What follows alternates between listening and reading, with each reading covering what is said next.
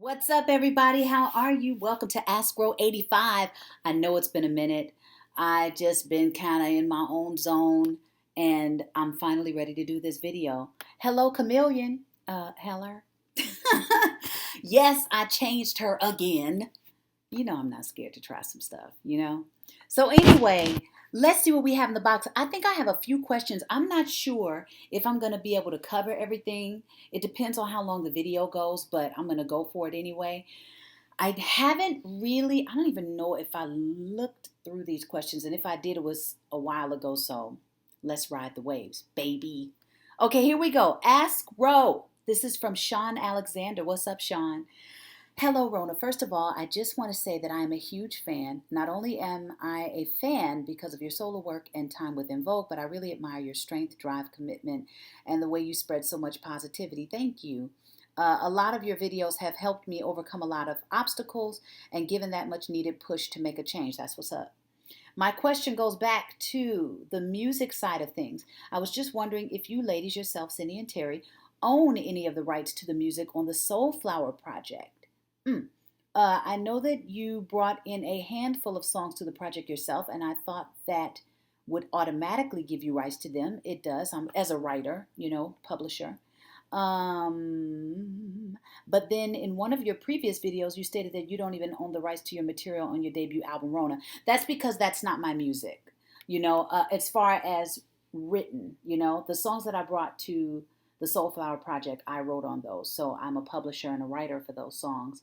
On Rhona, I only wrote on my single, which is Satisfied. And that was like along with however many other writers. A lot of my album was crafted by Rodney Jerkins and his team. Somebody's trying to get in touch with me. Hey. So, yeah, that's what that was about. And then music politics is really not my thing. Excuse me. I was just wondering if you girls ever perform material from the Soulflower album or if you're even allowed to. We do. We perform Ooh Boy, which is like just good old soul party song. We could do the electric slide on the joint. It's cool.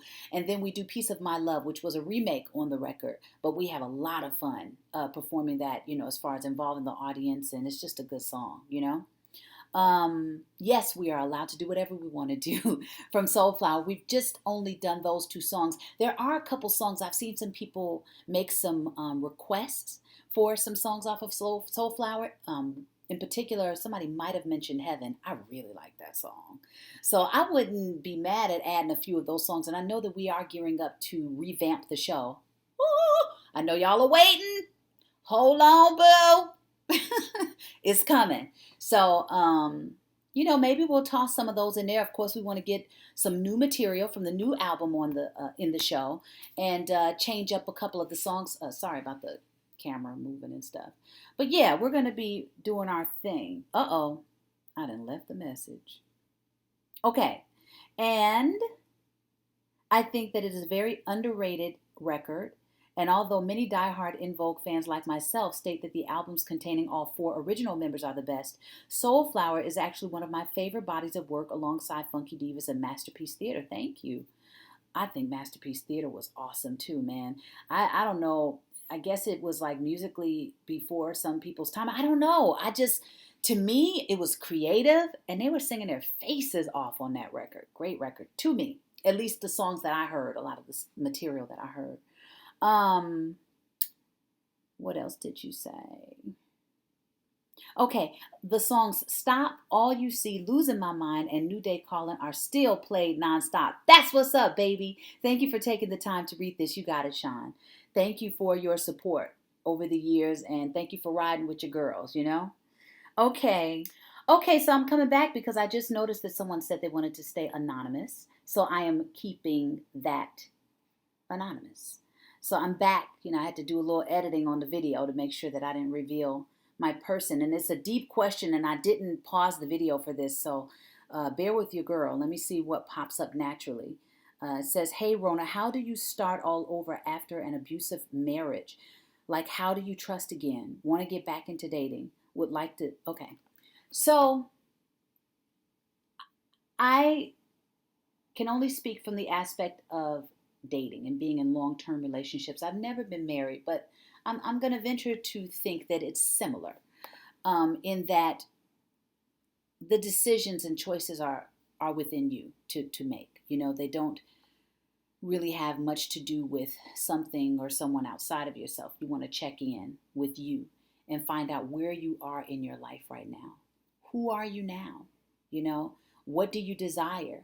Do inventory on yourself. And this is for everybody. Whenever we get out of long-term relationships, it can be tough, and especially if it was abusive, like you're saying.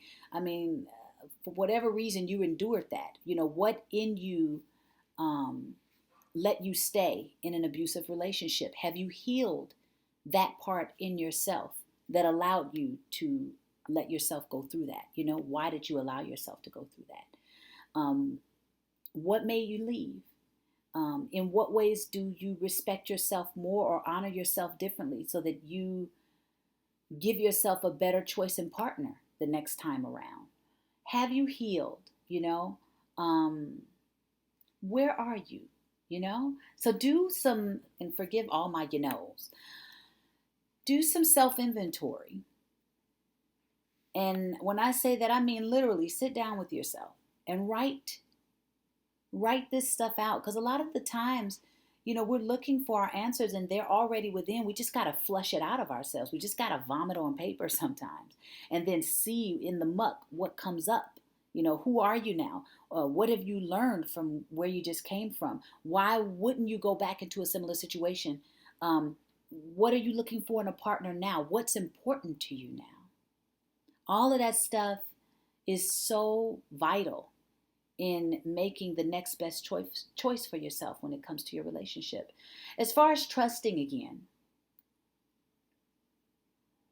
for me, honestly, I go spiritual, okay?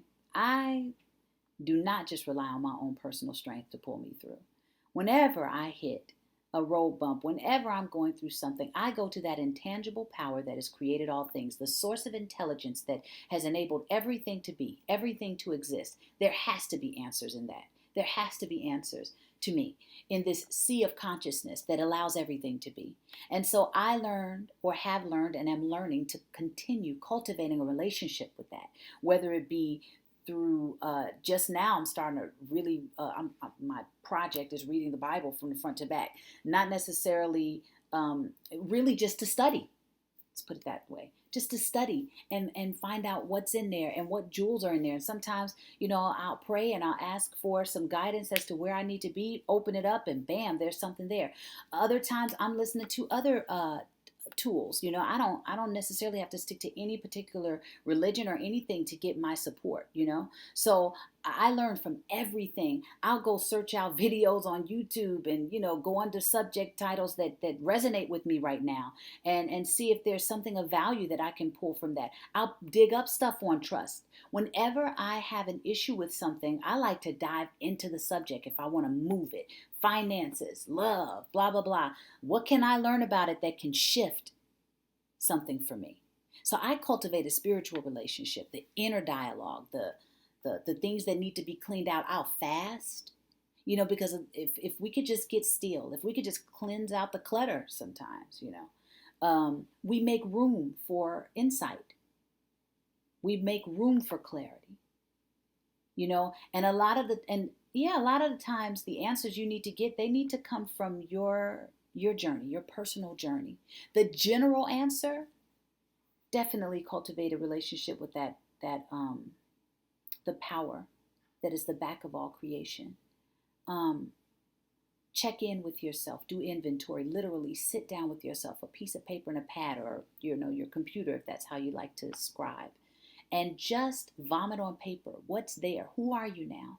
Where are you going? What do you want for yourself? What do you want in a partner? List those attributes. Look at them. See who you are now, and then make it okay that you've been through what you've been through. And then find out what it is how you've grown because you've been through what you've been through. And open your heart to love again, in the sense that the past is the past. Allow the next person, the next situation, the next relationship to be fresh to you. And keep claiming that. Take it one day at a time. Nobody's saying it's going to happen overnight where you're just like, oh, I'm renewed and refreshed.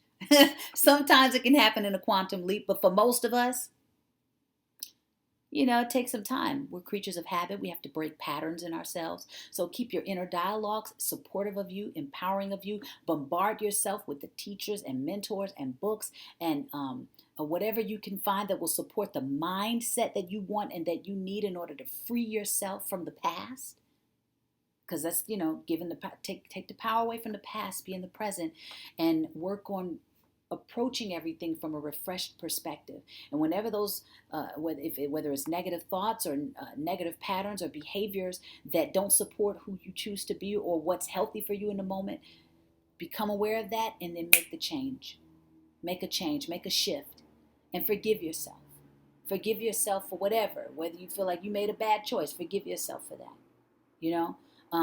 If you feel like you keep making the same mistake, forgive yourself for that. But now you're aware. Stay up. Don't sleep. You know what I mean? Do the work now. And keep doing the work and keep taking a step and keep chipping away and keep opening up to more confidence and ask for it. Ask. And be in gratitude for what you do have. I hope that helps you. It's kind of a blankety thing because a lot of the times I find that what you may need, you've got to discover on your journey. But that's a beautiful thing because there's a lot of character for you to develop because of that. So I hope that helps. Let me look at this message and see if you have anything else there that I missed. You want to get back into dating? Get back into dating. But no, heal first, whatever that means to you. When you'll feel it. I remember when I got out of my long-term situation, it took me months. Like, I was a hermit for like 10 months, okay? And during that time, I was either working, keeping, staying focused and, somebody could say even being distracted with work. And I was also fasting. I was, praying. I was in gratitude. I was shifting my habits. I was doing everything I could to get myself back on track and to keep working on who I was in the moment so that I could get back to whatever felt like a center for me. And then when it was time for me to jump back in the game, I felt it. And then I was like, all right, what do I got to do? What do I have to do? I want some testosterone in my life. You feel me? But real talk. So you'll know. In the meantime, take care of you. Nurture yourself. Nurture yourself. And you'll feel it. Trust your instinct. Let your gut guide you, Because that's, especially if you're praying and you're asking, that's God speaking to you through your intuition. But we got to clean out all our stuff so we can hear it clearly, right? And get the right clarity. Not some skewed thing coming in and tricking us. So I hope that helps, honey. I really do. And let me know. Let me know how you feel about what I said. Okay, I was looking at the time. Let's see, who's next? Akeem, I will be at the show. Y'all have an ATL on May 9th. And I just want to know if I could please get a picture with y'all. It would really mean the world to me. Akeem, it would be my pleasure to see about making that happen. Ask, honey. Yes, I love it. Closed mouth doesn't get fed. So do me a favor. Give me your full name. Put it in the Ask RHO box, and I'm going to put you on a backstage list for Atlanta. And then do your girl another favor because, my heart is in the right place, but sometimes I can forget things. I'm going to put this in my calendar. That's my intention. After this video. But do not hesitate to send me a reminder on the day of or the day before or both, okay? Thank you very much. And I'm going to see about, because I did do I said that I will be doing some contests, and it's definitely going to come up for one, a few of these cities. ATL might be a little tough, though, because I know a lot of people out there. Oh, my goodness. I'm going to see about giving away some free tickets. Hey. Okay, then. All right, let's see. What else we got? Maten. Okay, greetings, Miss R&B. This is my last question, y'all. I hope you have been enjoying the merry bloom of springtime. Let me just say that I am super excited to be able to see you perform live again at the Savant Theater on May 23rd. Yeah, baby.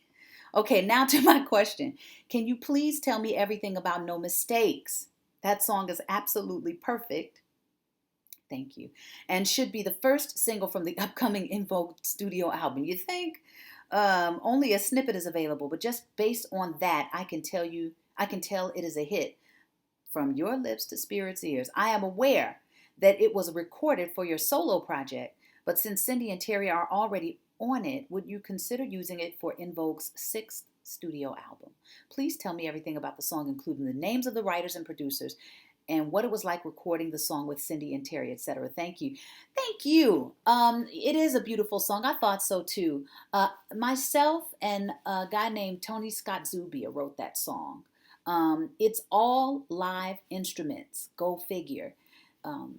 It was going to be on the Anticipation of R&B album that I was going to release some years ago, but I decided to hold that album. I had a few people come in on the backgrounds of that song. Cindy and Terry were a part of the choir for that song. Even my friend DeAndre Michael, when you see my pictures that I just released, he did my makeup and helped me pull together my glam squad, and he can do everything. And he did the pictures. He and I have been friends for years. He was my stylist, my hair man, my makeup man. Okay, he had like 15 jobs when we were on tour, or I was on tour back in 2000 for my album. He traveled around to different parts of the world with me. And that's where I met DeAndre, and we've been good friends ever since. So he's on the record. They were there. And there were some other people that came in and sang as well. No auto-tune, nothing, just pure music. That song, and there's another song, The Anticipation of Me, and I think that's completely up on YouTube. It's my testimonial video. It's the music for that. That's another song that's all live instruments. No auto-tune, nothing. We just wanted organic sounding music, and we were very, very proud of those records. Cindy and Terry liked No Mistake a lot as well. So yes, definitely a beautiful song. I mean, I don't know. I don't think it's going to make it to the sixth studio album per se, but I got to see about what I'm going to do with that song, because it really is a nice ballad. And even if I just upload the full version of it to YouTube, just so you guys can hear the whole thing, might be really cool. And I was going to do that one time, but now that you wrote this letter, I'm going to see about following through. How about that? So thank you guys for tuning in today. This was ASK RHO 85 in the joint. Soon ASK RHO 86. I don't know, but it's coming, And if you have any questions or comments, go ahead and send it to me in my email at askrho@gmail.com. That's spelled ASKRHO@gmail.com. I hope everybody's well, and I will be seeing y'all again soon.